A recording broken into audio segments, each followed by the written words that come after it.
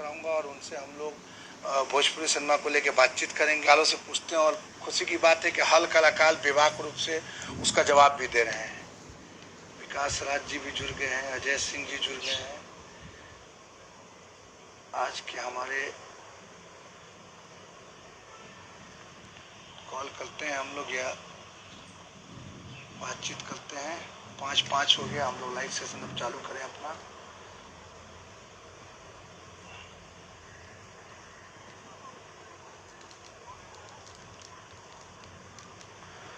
अभी आ गया और लाइव आप कनेक्ट कीजिए।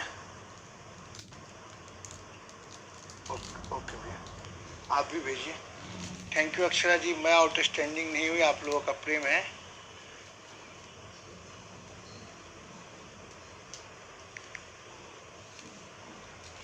हम लोग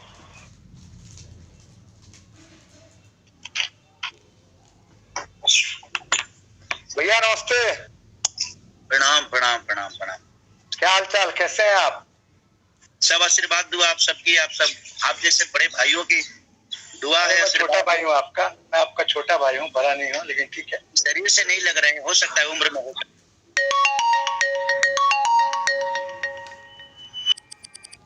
ये लोगों का प्यार है और आप जैसे भाइयों का आशीर्वाद दुआ है, जो मैं कहीं दुनिया के किसी भी कोने में रहता हूँ तो सिर्फ चर्चे में ही रहता हूँ। बिल्कुल बिल्कुल खेसारी भैया, काफी लोग जुड़ गए खेसारी भैया हम लोग से इस लाइव सेशन में। रजनीश भैया जुड़े हुए हैं, पराग पाटिल जी जुड़े हुए हैं, अक्षरा सिंह जी जुड़े हुए हैं, अनंजय रघुराज जी जुड़े हुए हैं, दिनेश भैया, जी। कौन अनंजय रघुराज? हाँ, वो भी जुड़े हुए हैं। वो तो मेरे बड़े अजीज मित्र हैं, अभी तक उनके पास मेरा बहुत कुछ है।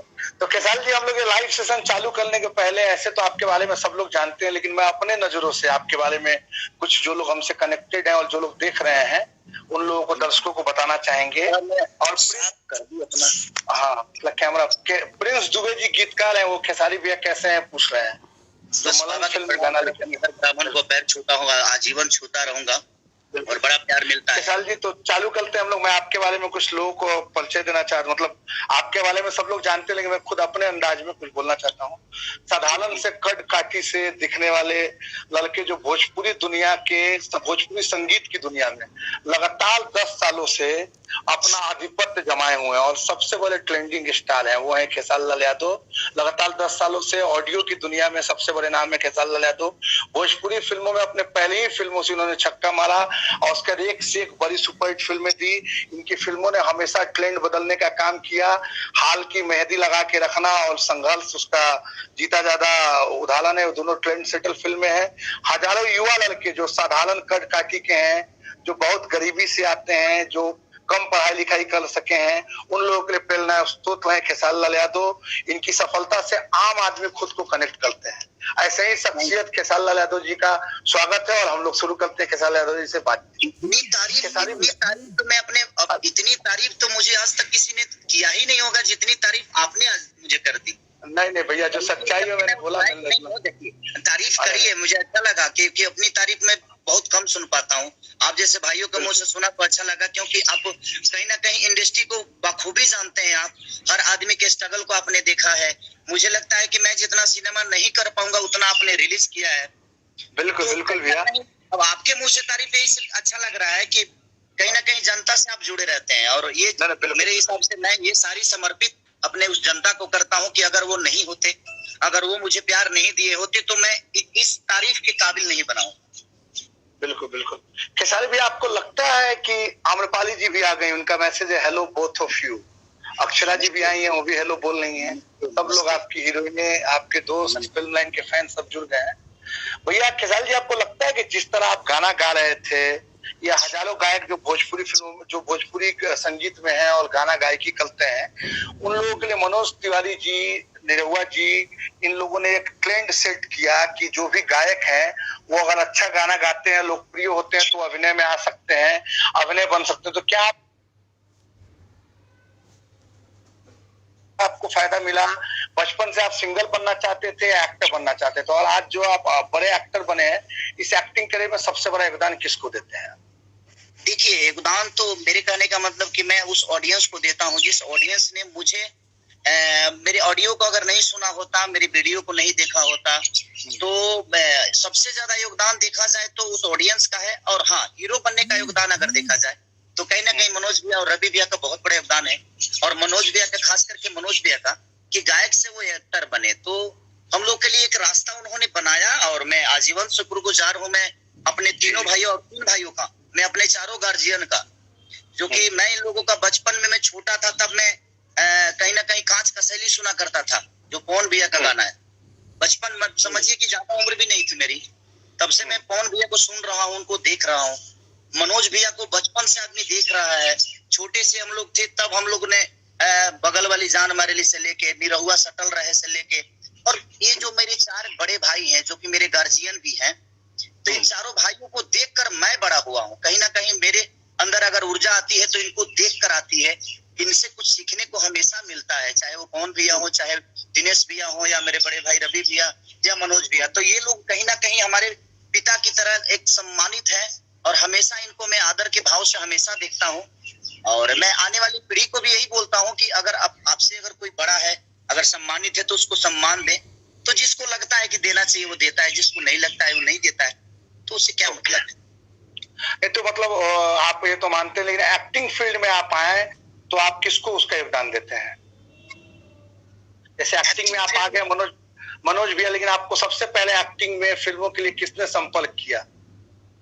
मुझे कहीं ना कहीं बता रहा हूँ आपको कि मुझे लेकर यहाँ पे आए दीप भैया, अशोक कुमार दीप जी। तो मैं उनका हमेशा तहे दिल से हमेशा शुक्रिया अदा करता हूँ कि उन्होंने मेरा कैसेट उठाया, और मुझे दिल्ली से उन्होंने बोला कि बेटा तू आ बॉम्बे, 1-2 लोग हैं, तुम्हारी अच्छी पर्सनालिटी है, तू गाता अच्छा है, तुम्हारा नाम बड़ा है, तो तू आ, देखते हैं, 1-2 लोग मेरे जानने वाले हैं, उनसे मिलवाता हूँ। तो उन्होंने आलोक भैया से मुझे मिलवाया, और आलोक भैया मुझे देखे, उस समय में साइन नहीं हुआ था। और उसके बाद मुझे रामाकांत जी से भी उन्होंने उसी समय मिलवाया था। लेकिन मैं जब पटना गया, उस समय मेरा एक गाना आया था कि सैया लइका नियम सूत जला कोरा में दिया क्या जोरा में, तो उसी कैसेट को लेके जब मैं पटना गया था, तो एक होटल में मुझे आलोक भैया बुलाए, और बुलाकर और फिर हमें साइनिंग उन्होंने 11,000 रुपए का दिया। और वो मेरे लिए बहुत बड़ी चीज थी। वो 11,000 रुपए का चेक आज भी नहीं भजाया हूं मैं, आज भी उस 11,000 का चेक मेरे पास पड़ा है विदाउट डेट, और हमेशा कहीं ना कहीं उस चेक को मैं रखता हूँ, क्योंकि मेरे जीवन की पहली वो फिल्म बहुत सफल हुई, और उसके बाद तो रेस्ट इज द हिस्ट्री, लगातार फिल्में आने लगी। खेसारी भैया, एक बात बोलूंगा कि आज जितनी अच्छी बॉडी आपने बनाई है, मुझे कहते हुए बहुत खुशी हो रही है कि हमारे भोजपुरी इंडस्ट्री में अगर सलमान खान की बात होगी बॉडी को लेकर, शरीर को लेकर के, तो उसमें आपका नाम मैं लेना चाहूंगा कि बेहतरीन बॉडी बिल्डर जो भोजपुरी फिल्मों में अभिनेता जिनका सलमान खान की तरह बॉडी है, तो वो खेसारी लाल यादव का है। और लाखों युवा लड़के जो भोजपुरी देखते हैं, फिल्में देखते हैं, उनके भी आप जिम के लिए सब इंस्पिरेशन है। लेकिन तब भी ऐसा होता है, जब भी आपको किसी लोग को आपका क्रिटिसाइज करना होता है या आपको नीचा दिखाना होता है, तो लोग कहते हैं कि आप नाच के लवंडा से अपने कैरियर की शुरुआत की है। मैंने इसलिए पूछना चाहता हूं क्योंकि मेरा मानना है कि दुनिया में कोई भी विधा हो जो ईमानदारी से रोजी रोटी देती है वो पूरी नहीं होती है। आप क्या कहेंगे इस बारे में, जो आपको कहा था है कि नाच के लवंडा है? आपने जो बातें बोली बिल्कुल सही बोली। ऐसे तो मैं उस विधा से कभी आया नहीं, और अगर होता भी तो मुझे कहीं ना कहीं मुझे खुद को फक्र होता है कि देखिए मैं नाच के लवंडा, और नाच के लवंडा में लवंडा उस चीज को नहीं बोलूंगा, कहीं ना कहीं वो सरस्वती के पुत्र हैं, वो संगीत से जुड़े हुए हैं, तो वो एक आर्टिस्ट हैं, वो एक कलाकार हैं। और मैं कभी इस नाच के विधा से जुड़ा नहीं, और ना ही मैं कभी नाच पार्टी में रहा हूँ। मेरे जीवन में तो एक गायक था, और मैं रामायण और महाभारत गाता था, जो व्यास लोग पहले मैं 6-7 महीने रामाशंकर यादव, एक हमारे सिवान के हमारे गुरुजी थे, उनके साथ में करीब 6-7 महीना, करीब 7-8 महीना रहा। उसके बाद मैं 4-5 साल कहीं ना कहीं मेरे गुरुजी जो माननीय मेरे श्री कमलाकांत मिश्रा व्यास जी, और उन्होंने मुझे कम से कम 4 से 5 साल में उनके साथ रहा, गायकी सीखी। गायकी में क्या, मैं रामायण महाभारत गाना सीखा। तो मैं कभी नाच पार्टी में नहीं रहा, लेकिन लोगों के मानसिकता को तो मैं नहीं बदल सकता निशान जी। लोग मुझे बोलते हैं इस बात को कि हाँ खेसारी नाच का लवंडा है, बट देखिए लवंडा मैं नहीं कहता, वो एक आर्टिस्ट है। और अगर मुझे लवंडा भी बनना पड़ा तो मुझे कोई उसमें आपत्ति नहीं है इस बात से कि मैं लवंडा था।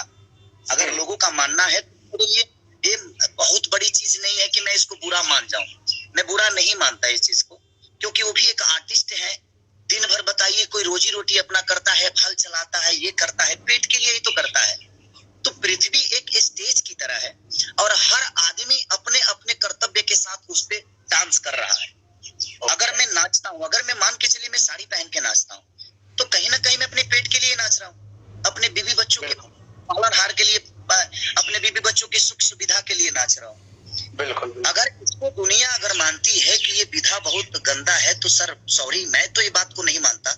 मैं उसको सरस्वती के पुत्र, और नाचने के लिए जहाँ बात है, रासलीला किए ना भगवान कृष्ण, तो वो भी तो एक नचनिया थे। तो जो जिस ईश्वर ने हमें पैदा किया, हमें दुनिया दी, हमें इस पृथ्वी पर खेलने के लिए, देखिए आम्रपाली जी लिख रही है कि जब आप ऑन स्क्रीन लड़की बनते हैं तो अच्छी अच्छी हीरोइनों को पीछे छोड़ देते हैं। ये कॉम्प्लीमेंट दे रही है क्या मेरे लिए? हाँ, कॉम्प्लीमेंट ही हुआ ना। मतलब आपको ये सब लोग, अगर आपके दुश्मन जो है वो कभी भी ये सब चीजों को लेकर अगर आपको टारगेट करते तो आपको इसका कोई फर्क नहीं पड़ता है। नहीं, मुझे फर्क इसलिए नहीं पड़ता कि मैं पेट के लिए करता हूँ, और वो जो करते हैं वो मेरे नजर में बहुत बड़े हैं। जो नाच में लोग कलाकारी करते हैं, जो नाचते हैं, डांस करते हैं, सर मैं अगर होता भी ना, उस विधा से आया भी होता, तो मुझे इस बात का दुख कभी नहीं होता और ना ही कभी दुख होगा मुझे। तो मैं यही कहूंगा कि नहीं, तो मैं यही कहूंगा कि उस लाइन में जो भी है, अपने बच्चों का अगर पालनहार कर रहा है और वो संगीत डांस करके कर रहा है, तो जिन लोगों के नजर में ये चीजें गलत है, उनसे भी मैं ये पूछना चाहता हूँ कि हर आदमी तो नाचता ही है।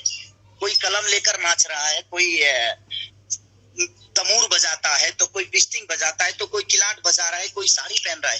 जहां तक सवाल है, हमारे यहाँ कुछ लोग, अपने इंडस्ट्री के भी लोग हैं, खेसारी भैया, कुछ लोग लिख रहे हैं कि आप क्लियर नहीं दिख रहे हैं, धूप बहुत ज्यादा आपके ऊपर है, थोड़ा बहुत साइड करके अगर मैनेज कर सकते हैं। हाँ, अब सही हो गया, अब सही हो गया। एक मिनट में वो, हाँ, क्या करिएगा। चलिए, तो बोलने दीजिए लोगों को वही, क्योंकि काफी अभी सही आ रहा है, अभी आ रहा है सही। जी, अभी आ रहा है। तो मेरे कहने का मतलब कि देखिए, हमारे यहाँ कुछ लोग जो अनपढ़ लोग हैं, जिनको इस बात का ज्ञान नहीं है कि संगीत का मतलब क्या होता है, वही आदमी इस चीज को गलत बोलता है कि हाँ ये लवंडा है, ये इस टाइप का है, वैसा है। ठीक है, अच्छी बात है, मैं कुछ तो हूँ और मैं अपने बच्चों को पाल तो रहा हूँ, भीख मांग, कहीं गलत काम तो नहीं कर रहा हूँ। दूसरी चीज, एक और बात बता रहा हूँ आपको कि वही कमल हसन जब साड़ी पहनकर इंडस्ट्री में नाचते हैं, चाची 420 में जब कमल हसन ने नाचा तो दुनिया ने उनकी तारीफ की। अंटिल नंबर 1 में गोविंदा जी ने जब नाचे तो दुनिया ने उनको अपने हाथों में, अपने दिल में बैठाया और उनको एक आर्टिस्ट का रूप दिया, एक कलाकार का रूप दिया। दूसरी चीज, जब बच्चन साहब साड़ी पहनकर नाचे तो उनको दुनिया ने एक कलाकार के रूप में देखा। हमारी सबसे बड़ी प्रॉब्लम ये है हमारे भोजपुरी की कि अगर हम कुछ अच्छा करने की, अगर हम अपने आप को कुछ अच्छे ग्रेड में लेकर जाने की कोशिश करते हैं, तो कुछ लोगों को प्रॉब्लम होती है, जो कि हमारे इंडस्ट्री से भी जुड़े हुए हैं। ऐसा नहीं है कि हमें लवंडा बोलने वाला और डांसर बोलने वाला और छक्का बोलने वाला सिर्फ पब्लिक है, ये इंडस्ट्री के लोगों ने हुआ बनाया उसको। पब्लिक तो प्यार करती है, तब इतना बड़ा सुपरस्टार बनाया। वो कहीं ना कहीं आपके विरोधी होते। चलिए, जी, जिनको मैं खटकता हूँ, जिनको मैं प्रॉब्लम करता हूँ, जिनको आगे बढ़ने में रुकावट डालता हूँ, जबकि मैं किसी के हाथ नहीं खींचता, मैं अपने काम से अपने आप को ऊपर करता हूँ, मैं अपनी लकीरों को बड़ा करता हूँ, किसी की लकीर को छोटा करने की कोशिश नहीं करता। बट उनको लगता है कि ये बड़ा कैसे हो गया। भाई जी, मैं अपनी गरीबी बताऊंगा तो आप रो दोगे। मैं बताऊंगा, मैं पूछूंगा आपसे गरीबी को। अभी मैं पूछना चाहता हूँ खेसारी जी, तो हमारी मुद्दा जो चीज सुनिए, तो वो जब नाचते हैं तो उनको दुनिया आर्टिस्ट का रूप देती है, लेकिन जब हम साड़ी, अच्छी बताइए, हमारे बड़े भाई दिनेश भैया ने साड़ी नहीं पहना? हाँ, बिल्कुल पहना। तो मेरे बड़े भाई हैं। क्या पवन भैया ने साड़ी नहीं पहना? बिल्कुल बिल्कुल। पवन पुरवैया में पूरी रवि किशन जी ने भी पहना है, सबने, और सबने पहना है। और ये एक आर्टिस्ट जैसे पुलिस बनता है, जैसे डॉन बनता है, जैसे रोमांस करता है, कॉलेज गोइंग बॉय, वैसे ही एक कैरेक्टर है। ठीक है, उसका जवाब मिल गया हम लोगों को कि आपको, आप उसका मतलब उन लोगों को ऐसे जो लोग ऐसे विरोधी ऐसी बात करते हैं, उसका आपको कोई फर्क नहीं। तो संदेह भी है कि मैं अगर नहीं हूँ बड़ा, मैं आम्रपाली जी लिखी कि दिनेश जी बहुत बहुत सुंदर दिखे थे। मधु जी लिख रही हैं कि very hard working actor. Thank you, thank you. आप दोनों को दिल से थैंक यू। आप लोगों ने तो, आपके साथ मैंने सिनेमा भी की है और अमरपाली जी के साथ तो मैंने कोई सिनेमा नहीं की है। और मैं क्या बोलूंगा, मैं बाद में बोलूंगा जो मेरे लिए किया है भैया। मैंने आपके साथ आप सिनेमा की। बिल्कुल बिल्कुल, आप हमेशा विवादों में रहते हैं। जब तक लोग आपके साथ होते हैं तो ठीक होता है, जैसे ही वो आपके साथ मतलब नहीं होते हैं तो आप डोली में गोली मार देते हैं, किसी को भताल भटियारा बोल देते हैं। मतलब आप अपने गानों से लोगों से बदला लेते हैं। सच में ये गाने किसी के लिए आप गाते हैं कि ऐसे ही लोग विवाद में आपको घसीट देते हैं? बहुत इंपॉर्टेंट अभी का ज्वलंत सवाल है ये। सुनिए, अब निशांत जी मैं आपको बताता हूँ। जी जी। होता क्या है कि मैं उस चीज को मनोरंजन के लिए गाता हूँ। एक प्रेमी एक प्रेमिका के लिए कितना आक्रोश में रहता है जब उसको अगर वो छोड़ने की बात करती है।